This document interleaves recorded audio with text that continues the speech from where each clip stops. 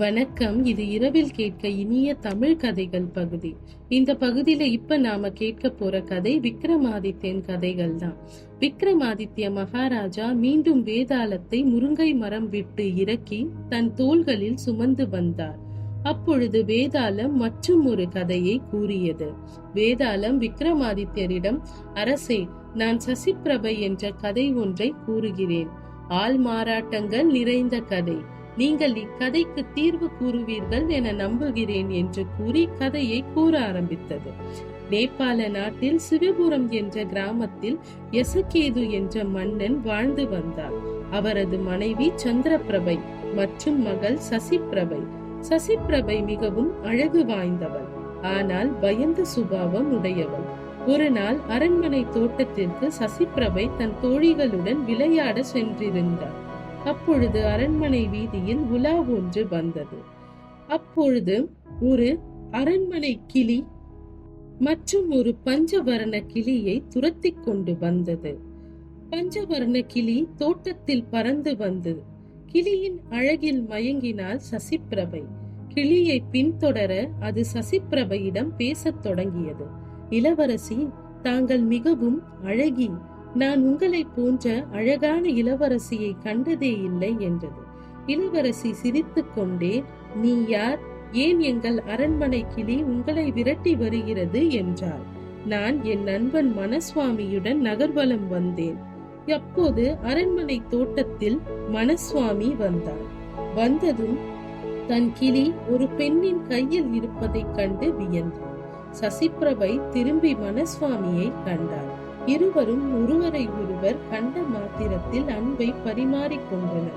திடீரென்று ஒரு பயங்கர சப்தம் கேட்டது. இரண்டு கிளிகளும் ஆபத்து ஆபத்து என்று கத்திக்கொண்டே பறந்தன.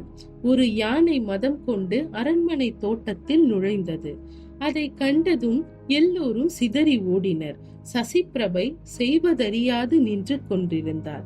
அப்பொழுது மனசுவாமி சசிப்பிரபையை தூக்கி கொண்டு பாதுகாப்பான இடத்திற்கு சென்றார். மற்ற தோழிகளும் சிதறி ஓடினார்கள். சற்று நேரம் போனதும் சசிப்பிரபையை மனசுவாமி ஒரு பாதுகாப்பான இடத்தில் இறக்கிவிட்டார். வெட்கமும் பயமும் சேர்ந்து சசிப்பிரபையை தலை கவிழ்ந்து நிற்க வைத்தது. அந்நேரம் சசிப்பிரபையை தேடி தோழிகள் விரைந்து வந்தனர். அவளை அழைத்து சென்று விட்டனர். மனசுவாமியின் கிளியும் அவளுடன் சேர்ந்து அரண்மனை கிளியுடனே பறந்து விட்டது. மனசுவாமி சசிப்பிரபையிடம் பேசாமல் போய்விட்டேனே என்று எண்ணி வருந்திக் கொண்டிருந்தார். அதே இடத்தில் நீண்ட நேரம் அமர்ந்து சிலையானார். பொழுது சாய்ந்த பிறகே பழைய நிலையை அடைந்தான் மனசுவாமி. அவன் அரண்மனை தோட்டத்தில் இருந்து வெளியே வந்ததும் அவன் நண்பன் சசிதரன் மனசுவாமியை தேடி வந்து விட்டான். நடந்தவற்றை தன் நண்பனிடம் கூறினார். மனசுவாமியும் சசிதரன் இருவரும் தங்கள் குருவை பார்க்க சென்றனர். குருவின் பெயர் மூலத்தேவர். அவர் நிறைய சித்து விளையாட்டுகளை தன் கையில் வசப்படுத்தி வைத்திருந்தார்.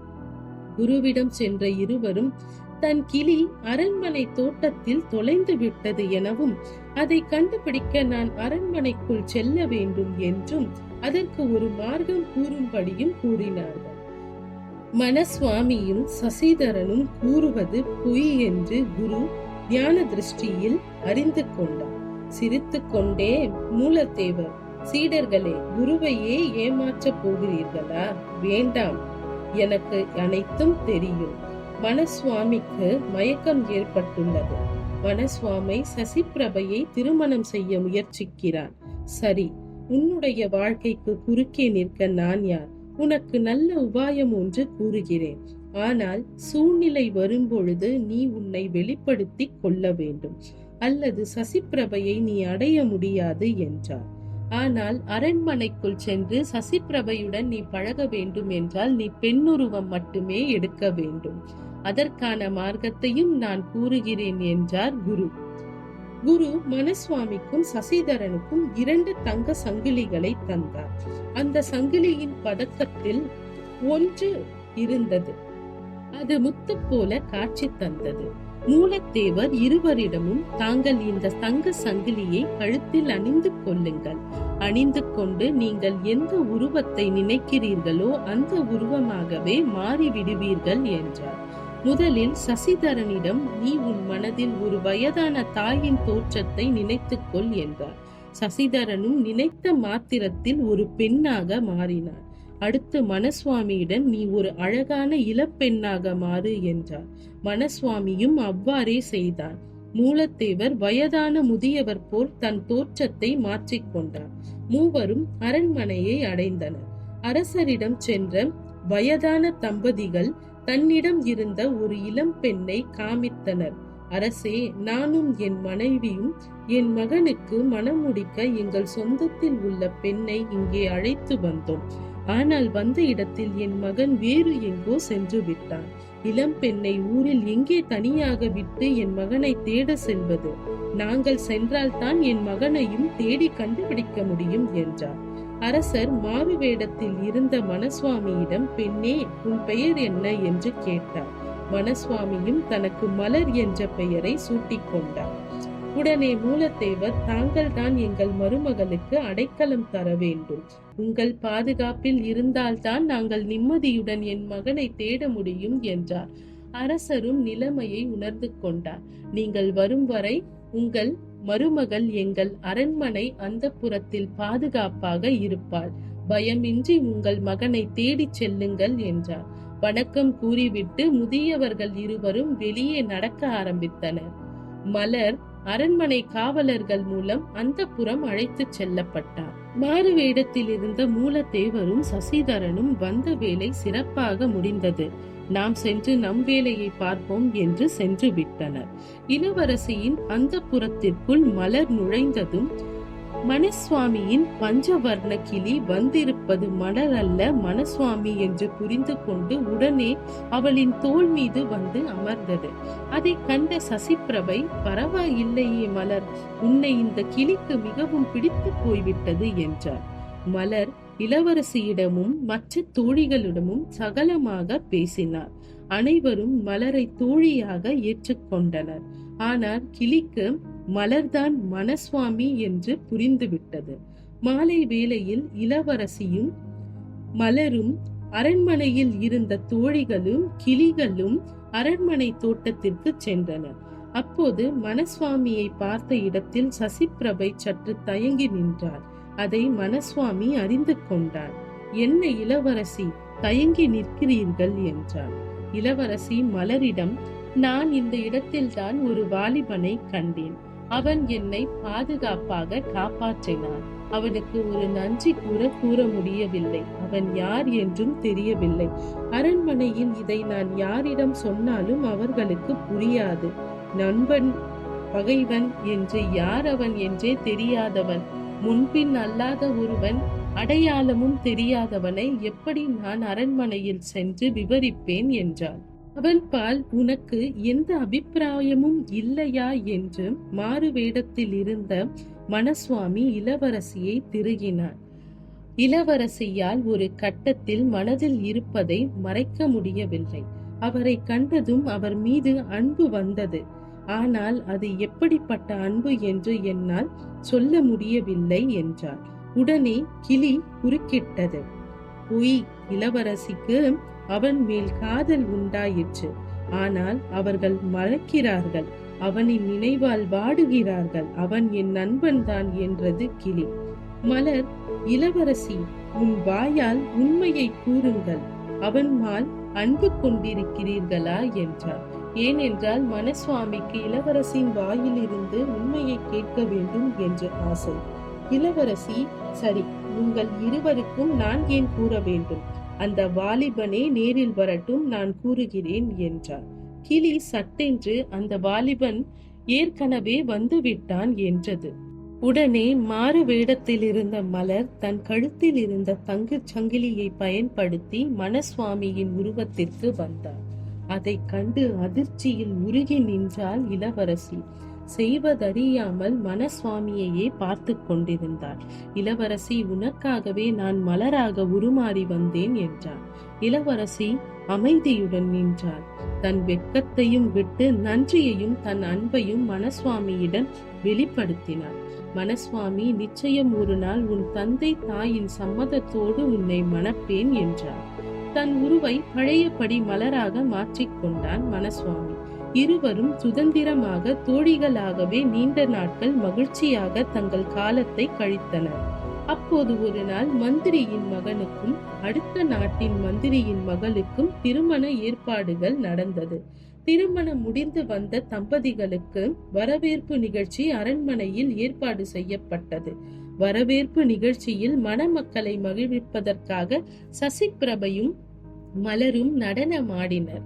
என்னத்தான் பெண் உருவில் இருந்தாலும் மனசுவாமி சசிபிரபையை முழுமனதாக காதலிப்பதால் அவளுடன் இன்பமாக நடனம் ஆடினான்.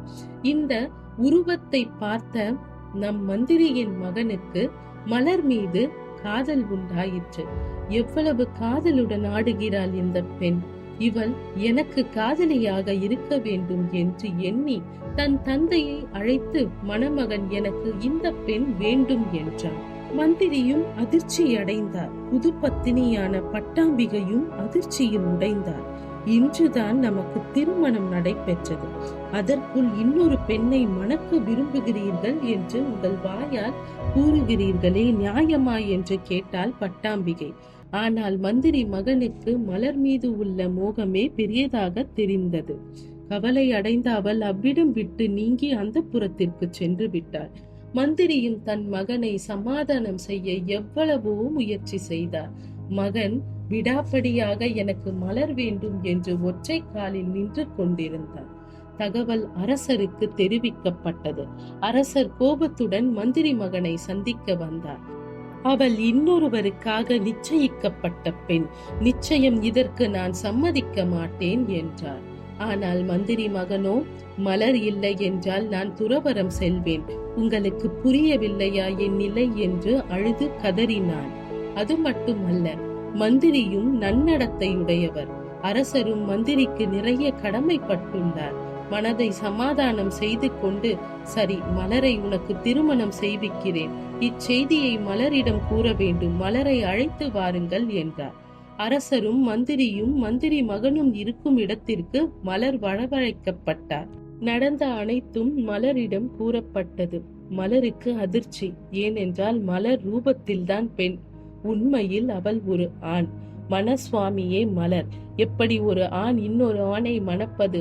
என்ன இது விபரீத சூழ்நிலை? இதிலிருந்து எப்படியாவது நான் வெளிவர வேண்டும் என்று குழப்பத்தில் ஆழ்ந்தான் மனசுவாமி. எனக்கு சற்று நேரம் தேவைப்படுகிறது. அது மட்டுமல்ல, இந்த தகவலை குருதேவருக்கு நான் சொல்லி அனுப்பினால் அவர் ஒரு மார்க்கத்தை எனக்கு அருளுவார். அதற்கும் நேரம் தேவைப்படுகிறது. இப்போதைக்கு இந்த சூழ்நிலையை சமாளிப்போம் என்று எண்ணிக்கொண்டு அரசரிடம், அரசே, என் ஜென்ம ஜாதகத்தில் ஒரு பிழை உள்ளது. அந்த பிழையை சரி செய்ய வேண்டும் என்றால் என்னை திருமணம் செய்து கொள்ள போகும் மணமகன் ஒரே நேர்கோட்டில் உள்ள 3 சிவன் கோயில்களுக்கு சென்று சிவனை வழிபட வேண்டும் என்றார். உடனே மந்திரி மகன், அவ்வளவுதானே, இன்றே கிளம்புகிறேன் என்றார். அது மட்டுமல்ல, அதுவரை நீ அரண்மனை அந்தப்புரத்தில் இருக்கக்கூடாது. நீ என் மனைவி பட்டாம்பிகையின் அந்தப்புரத்தில் அவளுக்கு துணையாக இரு, நான் வந்து உன்னை சந்திக்கிறேன் என்று கூறிவிட்டு சென்று விட்டான். மலருக்கு அதிர்ச்சி.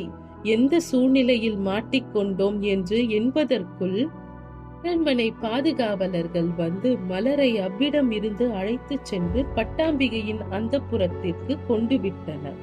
ஒன்றும் புரியாமல் விழித்துக் கொண்டிருந்தான் மலர் உருவத்தில் இருந்த மனசுவாமி. அப்பொழுதுதான், சரி, தகவலை நான் என் குருதேவருக்கு அனுப்புகிறேன் என்று எண்ணி ஒரு கடிதத்தை எழுதினான். நடந்த எல்லாவற்றையும் அந்த கடிதத்தில் குறிப்பிட்டு கடிதத்தை தன் பஞ்சவர்ண கிளியின் கால்களில் கட்டி அனுப்பி வைத்தான் மனசுவாமி. இங்கே அந்தப்புரத்தில் பட்டாம்பிகை அழுது கொண்டே இருந்தாள். பட்டாம்பிகையால் கண்டிப்பாக எனக்கு உதவி செய்ய முடியும் என்று நம்பினான் மனசுவாமி.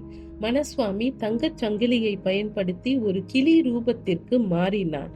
கிளியாக மாறி பட்டாம்பிகையுடன் பேச்சு கொடுக்க ஆரம்பித்தான். பட்டாம்பிகையும் அதுவரை தன் மனதில் அடக்கி வைத்திருந்த அத்தனை கோபத்தையும் வெளிப்படுத்தினாள். ஒரு பெண்ணின் வாழ்க்கை எவ்வளவு கொடுமையானது பார்த்தாயா கிளி? காலையில் தான் எனக்கு திருமணம் நடைபெற்றது. மாலை வரவேற்பில் என் கணவர் இன்னொரு பெண்ணை பார்த்து ஆசை கொண்டார். அவள் வேண்டும், இல்லை என்றால் நான் துறவியாவேன் என்று சத்தமாக என் முன்னே கூறுகிறார். அது மட்டுமல்ல, அவனுக்காகவே சிவாலயம் செல்லவும் ஏற்பாடுகள் செய்து கொண்டிருக்கிறார். என்ன வாழ்க்கை இது! ஒரு பெண்ணுக்கு விருப்பு வெறுப்பு இன்ப துன்பங்கள் தனியாக கிடைக்காதா? ஏன் இப்படியான வாழ்க்கையை கடவுள் எங்களுக்கு மட்டும் கொடுத்திருக்கிறார் என்று பேசி அழுது கொண்டிருந்தார். மனசுவாமிக்கு ஒன்றும் புரியவில்லை. கிளி ரூபத்தில் இருந்த மனசுவாமி அரசியை சமாதானம் செய்ய, அரசி, உங்கள் மனமாறுதலுக்காக நான் ஒரு கதையை கூறுகிறேன் என்று தங்கள் கதையையே கூற ஆரம்பித்தார். அதாவது மனசுவாமி சசிபிரபையின் கதையையே கிளியாக மாறி பட்டாம்பிகைக்கு கூறினார். பட்டாம்பிகைக்கு எல்லாம் புரிந்துவிட்டது. பட்டாம்பிகை கிளியை உன் சுயரூபத்திற்கு மாறு என்றார். கிளியாக இருந்த மனசுவாமி தன் சுயரூபத்திற்கு மாறினார். பட்டாம்பிகை, நீயும் சசிபிரபையும் இணைந்து வாழ என்னுடைய வாழ்த்துக்கள் என்றார். ஆனால் என்னதான் இருந்தாலும் என் மனம் சமாதானம் அடையவில்லை. அந்த இடத்தில் மலர், அதாவது உனக்கு பதில் வேறொரு பெண் இருந்தாலும் என் மகன், எனக்கு மணாளனாக வந்த அரச மகன் கண்டிப்பாக ஆசை கொண்டிருப்பான். குறை என் மணாளனின் மனதில்தான், உன்னிடம் இல்லை. நீ எந்த தவறும் செய்யவில்லை. நீ உன் காதலிக்காகவே இவ்வாறு செய்துள்ளாய் என்பதை நான் உணர்ந்து கொள்கிறேன். வாழ்த்துக்கள் சகோதரா. நான் சென்று அருகில் இருந்த குரு மடாலயத்திற்கு சற்று நேரம் ஓய்வெடுக்கப் போகிறேன். அங்கு என் மன அமைதியையும் தேடப் போகிறேன் என்று சொல்லிவிட்டு அங்கிருந்து கிளம்பினாள் பட்டாம்பிகை. கிளியும் குருவிடம் இருந்து பதில் கடிதத்தை எடுத்து வந்தது. அதாவது மறுநாள் காலை தான் மனசுவாமியின் ரூபத்திலேயே அரண்மனை வாயிலுக்கு வரபடி குருதேவர் கடிதம் எழுதியிருந்தார். அதை படித்ததும் மனசுவாமிக்கு ஒரு பெரிய நிம்மதி ஏற்பட்டது. நிச்சயம் நன்மார்க்கத்தை குரு யோசித்து வைத்திருப்பார். எனக்கும் சசிபிரபைக்கும் விரைவில் திருமணம் நடக்கும். நிச்சயம் எனக்கு நம்பிக்கை இருக்கிறது என்று பெருமூச்சு விட்டு அமர்ந்த நேரத்தில் திடீரென்று மந்திரி குமாரன் வருகிறான் என்ற ஓசை கேட்டது. பழையபடி தன் உருவத்தை மலராக மாற்றிக்கொண்டான் மனசுவாமி. வந்த மந்திரி குமாரன் மலரிடம் காதலை பொழிய ஆரம்பித்தான். இதற்கு மேல் ஒரு ஆண்மகனை ஏமாற்றிய பாவம் எனக்கு வேண்டாம் என்று மனசுவாமி தன் உண்மையான ரூபத்தை மந்திரி மகனிடம் வெளிப்படுத்தினான். அது மட்டுமல்ல, தன் கதையை மந்திரி மகனுக்கு பொறுமையாக கூறினான். இருப்பினும் மந்திரி மகன் எதையும் புரிந்து கொள்ளாமல் கோபக்கனலோடு அந்த நேரத்தில் செய்வதறியாமல் மனசுவாமியை அடித்து அவன் கை கால்களை கட்டி அரண்மனை பாதாள அறையில் அடைத்து வைத்து விட்டார். மனசுவாமியின் பாதாள அறை பட்டாம்பிகைக்கு மட்டுமே தெரியும். அதனால் தன் கிளியின் மூலமாக பட்டாம்பிகைக்கு செய்தி அனுப்பினான் மனசுவாமி. பட்டாம்பிகையும் குரு மடாலயத்திலிருந்து ஓடி வந்து கொண்டிருந்தான். அந்த நேரத்தில் பொழுதும் விடிந்தது. அரண்மனை வாயிலில் குரு மூலத்தேவரும் சசிதரனும் மனசுவாமிக்காக காத்து கொண்டிருந்தனர். மனசுவாமி வர நேரமாயிற்று. ஓடி வந்த பட்டாம்பிகை அரண்மனை பாதாள அறையிலிருந்து மனசுவாமியை காப்பாற்றினார். நேரே மந்திரி குமாரனின் முன் நின்று நியாயம் கேட்டார். நீர் என்னை ஏமாற்றினீர், உன்னை ஒருவர் ஏமாற்றி விட்டார், அவ்வளவுதான். காலையில் நம் திருமணம் முடிந்தது. மாலையில் என் கண் முன்னே இன்னொரு பெண்ணை விரும்புகிறீர்கள். எனக்கு எவ்வளவு ஏமாற்றமாக இருந்திருக்கும். ஏன் நீங்கள் என்னை பற்றி கவலைப்படாமல் மீண்டும் மீண்டும் மலரை பற்றியே கவலைப்படுகிறீர்கள்? மலர் என்பது மனசுவாமி. அவளின் மாறு வேடமே மலர், புரிகிறதா என்று அதட்டினார். அது மட்டுமல்ல, தன் அன்பை மந்திரி குமாரனிடமும் வெளிப்படுத்தினார். மந்திரி குமாரனின் மனம் மாறியது. மனசுவாமியை விடுவித்தான் மந்திரி குமாரன். மனசுவாமி அரண்மனைக்கு வர நேரமானதால் குரு மூலத்தேவரும் சசிதரனும் ஒரு திட்டமிட்டனர். சசிதரன் மனசுவாமி உருவிலும் குரு அவரின் தந்தை உருவிலும் அரண்மனைக்குள்ளே சென்றனர். அரசரை சந்தித்தனர். அரசரிடம் தாங்கள் வந்த நோக்கத்தை கூறினர். என் மகனை நான் கண்டுபிடித்து விட்டேன். எங்கள் மருமகள் மலரை அனுப்புங்கள் என்றார் முதியவர். அரசர் சொல்வதறியாமல் அமைதியாக இருந்தார். சற்று நேரத்தில் எல்லாம் தெரிந்துதானே ஆக வேண்டும் என்று அரசர் மலரை மந்திரி குமாரன் விரும்பினான். அதனால் நானே அவளுக்கு அவனை நிச்சயம் செய்து அவன் அரண்மனை அந்தப்புறத்திற்கு அனுப்பி வைத்து விட்டேன் என்றார். இதை கேட்டதும் மூலத்தேவர் பொய்க் கோபம் பூண்டார். என் மருமகளை எப்படி இன்னொருவருக்கு திருமணம் செய்து கொடுக்க நீங்கள் வாக்களிப்பீர்கள்? இது நீங்கள் எனக்கு செய்த துரோகம் அல்லவா? பாதுகாப்புக்கு வந்த பெண்ணுக்கு நிச்சயம் செய்வதா? என்ன இது? அதுவும் எங்கள் குல மருமகளை எப்படி மந்திரி குமாரன் விரும்புவான்? இன்னொருவனுக்கு நிச்சயித்த பெண் என்று தெரியாத அவனுக்கு என்று பொய்க்கோபம் கூறினார். கோபத்தில் பேசிக்கொண்டே வந்து இறுதியாக, எங்கள் மகனுக்கு உங்கள் மகள் சசிப்பிரபையை திருமணம் செய்து கொடுங்கள், அப்பொழுதுதான் நான் உங்களை மன்னிப்பேன் என்றார். அரசரும் வேறு வழியின்றி அந்த வாக்கை அவருக்கு அளித்து விட்டார். மூலத்தேவரின் மனதின் திட்டம் என்னவென்றால், அரண்மனையில் இருக்கும் அனைவருக்கும் மனசுவாமிக்கும் சசிப்பிரபைக்கும் தான் நிச்சயம் செய்யப்பட்டது என்று உறுதியாகிவிடும். உண்மையான மனசுவாமி வந்ததும் சசிப்பிரபையை மனசுவாமியிடம் சேர்த்து விடலாம் என்றார் நினைப்பில் குருதேவர் இவ்வாறு செய்தார். ஆனால் அரசர் மாற்றாக ஒரு வார்த்தை கூறினார். இங்கே இருக்கும் யாக குண்டத்தை சாட்சியாக வைத்தே என் மகளை உங்கள் மகனுக்கு திருமணம் செய்து வைக்கிறேன் என்றார். சசிப்பிரபை அங்கு வரவழைக்கப்பட்டார். சசிப்பிரபை மனசுவாமியை பார்த்ததும், மனசுவாமி ஏதோ ஒரு திட்டத்தை தீட்டித்தான் இவ்வாறான விஷயத்தை நடத்தி கொண்டிருக்கிறார். காதலனை மணக்கப் போகும் நான் மிகவும் அதிர்ஷ்டசாலி என்று இன்பக்கடலில் நீந்தினார். அரசர் கூறியதும் மாறு வேடத்தில் இருந்த மனசுவாமியின் கைகளை இறுக பற்றி கொண்டார். அங்கு மனசுவாமியாக இருந்தது சசிதரனே. சசிதரனுக்கு உடம்பெல்லாம் கூசியது. எப்படி நண்பனின் காதலியை யாககுண்டத்தை சுற்றி திருமணம் நிச்சயிக்க போறோம், இது தவறல்லவே என்று மனதில் நினைத்து கொண்டான். அவன் மூலத்தேவரிடம் பேச முற்பட்டான். ஆனால் மூலத்தேவர், நடப்பவை நடக்கட்டும், எல்லாம் நன்மைக்கே அப்படி என்றார்.